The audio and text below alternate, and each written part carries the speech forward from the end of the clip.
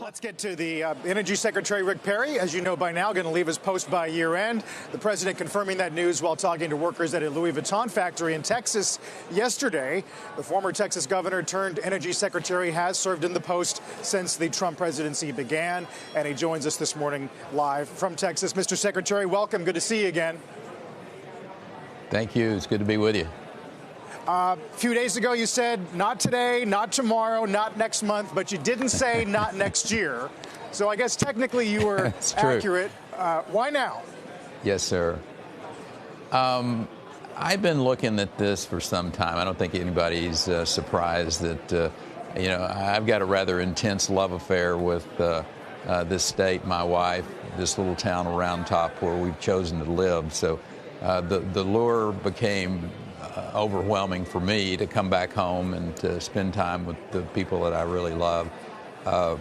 And with that said, there were some things, big things, that I wanted to get done as the Secretary of Energy. Got a great team over there with Dan Brouette as the #2 and the folks that make up these national labs. For instance, getting LNG into the European theater, one of the most important projects I think that our country has. And I got tapped, being the Secretary of Energy, to lead that effort to make sure that European countries, Poland, for instance, Ukraine, which had lived under Soviet oppression before, and Soviet gas, or excuse me, Russian gas, was being used as a weapon against those countries. It had been cut off a number of times in Ukraine. So it made abundant good sense for us to be able to be in that market, to clearly be able to tell American companies, you can come here, you can work here. In Ukraine in particular, there was some powerful messages of you've got to have transparency, you've got to have rule of law, you've got to have the sanctity of contracts, you've got to end the corruption that we've seen there and we've heard about so many times. So those conversations were had over a long period of time with Ukraine, with Poroshenko, and then subsequently with the Zelensky administration. And we're successful in getting those done. The nuclear side of things, civil nuclear side of things, I'm leaving tomorrow for Brussels to go do a small modular reactor conference, the first of its kind, so America can come back and take the premier place as a developer of the technology and to win this nuclear industry back to America.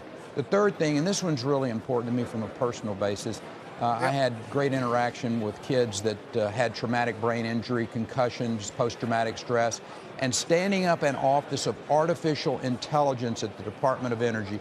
I was able to get that finalized here within the last 45 days. So the timing was right for me. I've got these big things done. The agency's in great shape. It's going to continue to be focused on the areas that are important to America. So it was a right time for me to come back home. You told Fox this morning it's not related to the House inquiry. You've also said you won't comply with the subpoena on advice of counsel. Are there any circumstances under which you would comply? Well, I think you may be a little bit ahead of yourself there. Until our the advice of counsel comes out at today, I don't know what that answer is going to be actually. So let's just hold off on saying we are or we aren't going to address that issue until we get a final advice from our counsel.